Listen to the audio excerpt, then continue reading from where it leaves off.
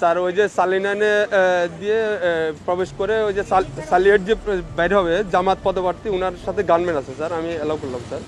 Gunman নিয়ে ক্যান্টনমেন্টে ঢুকতে গিয়ে বাধার মুখে পড়েন ঢাকা ১৭ আসনে জামায়াতের প্রার্থী SM খালিদুজ্জামান। নিরাপত্তাজনিত কারণে গানম্যান সহ প্রবেশ নিষিদ্ধ জানানো হলে তিনি সেনা সদস্যদের সঙ্গে বাকবিতণ্ডায় জড়ান।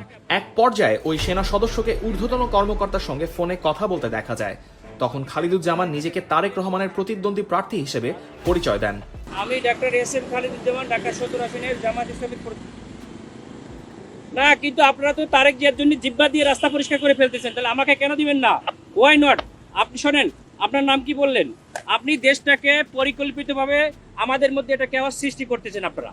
পরে ফোনে থাকা কর্মকর্তার সঙ্গে কথা বলে তিনি অভিযোগ করেন নির্বাচন কমিশন নিরাপত্তার জন্য গানম্যান দিলেও কেন তাকে গানম্যান সহ ঢুকতে দেওয়া হচ্ছে না। এই সময় দেশকে ধ্বংসের দিকে নিয়ে যাওয়া হচ্ছে বলেও ক্ষোভ প্রকাশ করেন জামায়াতের এই প্রার্থী। নো নো নো নো, কেন নয়?